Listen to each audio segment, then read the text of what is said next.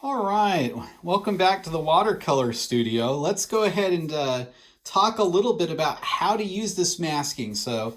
In this tutorial, you're also going to have the opportunity to view some videos, and that's going to break down the thematic aspects of this work, and you're going to view that from some other artist perspectives.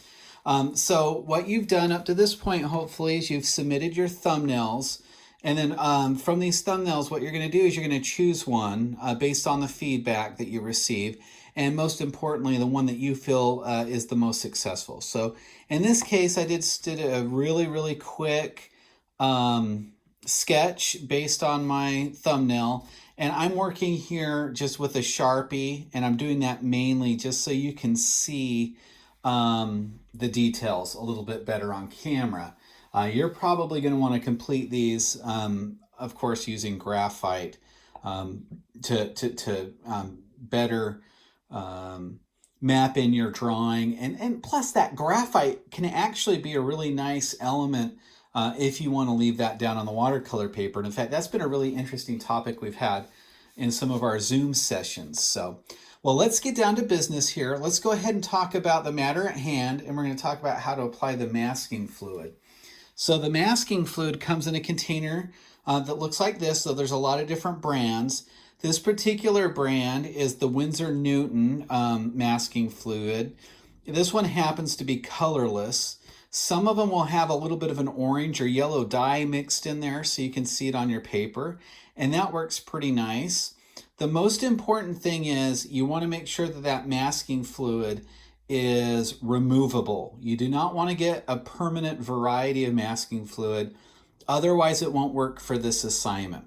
The other thing that you're going to have that's really handy for this assignment is a rubber cement pickup eraser. And this is a very handy tool that I'm going to show you. You can use that at the end. Now, there are some substitutions for that in case you didn't have it. As far as the masking fluid goes, if you're in a pinch and you haven't been able to locate this or you didn't order the kit, we can arrange for a drop-off at the Fort Steilacoom parking lot. They're on campus or at Fort Steilacoom Park. I have a couple extra bottles, so keep me posted if that's going to be an issue for you in terms of getting something like that delivered if you haven't acquired it yet. Okay, so let's talk about the masking fluid and the advantages it has. So the masking fluid itself works really well for maintaining whites. So my goal is, if I come back to my thumbnail here, there's going to be a few areas that I want to maintain as white of the paper. So if we come to our straw here, you can see I want to maintain these whites of the straw and not have to worry about the surrounding watercolor washes. Some other areas that it might be beneficial is down here on the water bottle, right? This discarded old water bottle that's sitting on the beach.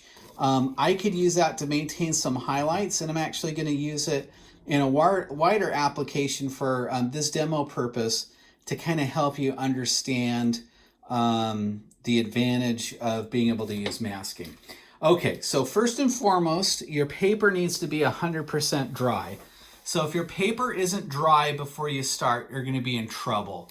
And what's going to happen is it's going to actually ruin the paper and it won't lift off properly and it won't work the way that it's designed to work. So your paper needs to be bone dry. And once it's 100% dry, what you're going to do is you're going to apply this masking fluid, and it has a little bit of a smell. So don't be alarmed if you open it up. It smells like almost like a rotten egg. I hate to say it. It has a really strong smell.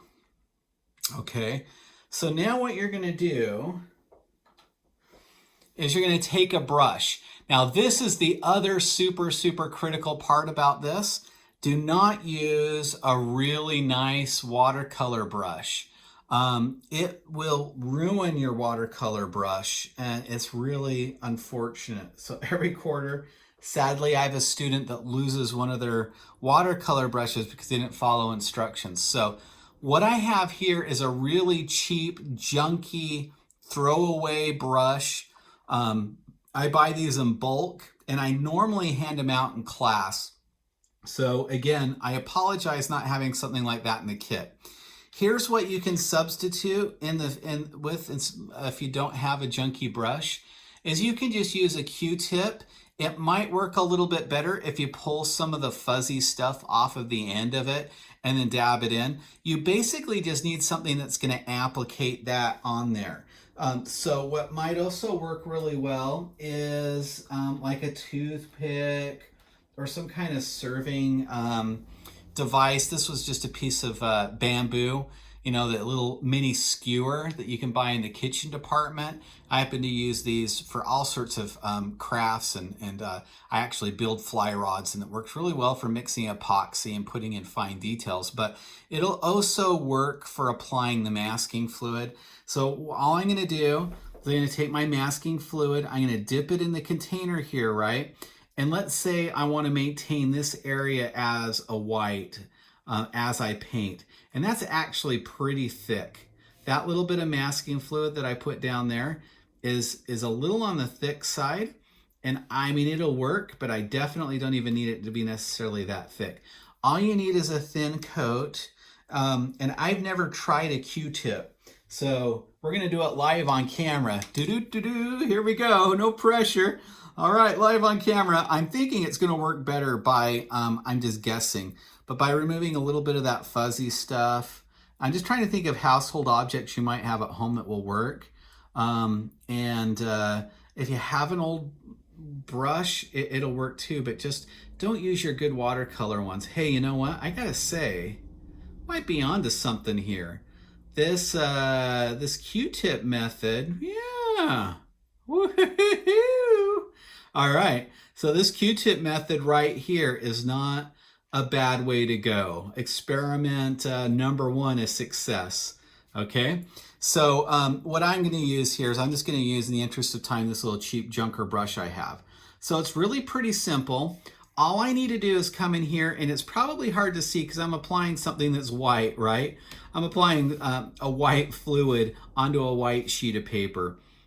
But what I'm doing, if you can see it, is I'm just laying down a really, really thin layer.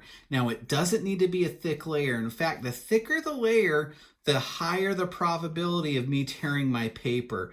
So I actually want to keep that layer fairly thin as I lay it down across my drawing right here. Okay, so I'm just thinking I have a red and white straw. So I'm going every other band here, and I'm laying down my masking fluid.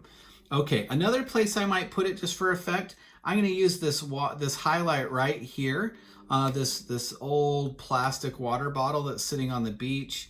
I'm gonna add a highlight right there. I'm gonna add a highlight right here. Okay, so you can kind of see the general application. The advantage you're going to see here in a moment is why we might want to mask. The other thing I need to bring up is, let's say hypothetically I wanted to mask my whole water bottle that rests right here. Okay, now what I could do is I could fill in the whole water bottle, but that's really not a recommended idea. And here's why. A, your masking fluid's kind of expensive, right? And you would end up going through like a big portion of masking fluid. More importantly, and more worth noting, is it has a higher chance of tearing your paper if you're going to lay down a big area of masking fluid. So again, I'm just trying to lay down a sort of thin layer, and rather than laying it across the whole object, notice what I'm doing. I am just creating a barrier around the outside of my water bottle right here. I'm creating a dam, so to speak, okay? And so what I want to do is I want to create a barrier so that wash won't penetrate this part of my painting. So I'm just going to come in here and mask off the edge of the water bottle all the way around, not using a lot of masking, not using anything more than maybe the width of my brush or your Q-tip or whatever you're using to apply it. Now, if I wanted to, I could make my border a little bit bigger. Here's my rule of thumb, basically. My guidance for this is, if you are laying down masking fluid and it's about the size of, say, a tangerine, or maybe about the size of a lemon, I don't know. Jim Gaffigan has a great bit. I don't know if you guys have seen it, where it's like, why do we compare the size of everything to food? You know, and he was talking about when his wife had a brain tumor, and the doctor came out and was like, "Oh, he's a fat guy. He probably understands the size of a pear or a watermelon." You know, it's pretty funny. But anyway, he's a great comedian. But here's what I'm doing. I'm coming in here and I'm just mapping in the perimeter with the masking fluid, and creating a safe boundary.